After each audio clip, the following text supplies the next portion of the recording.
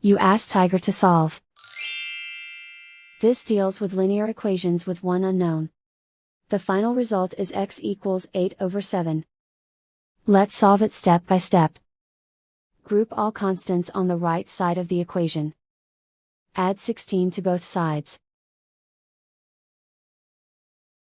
Simplify the arithmetic.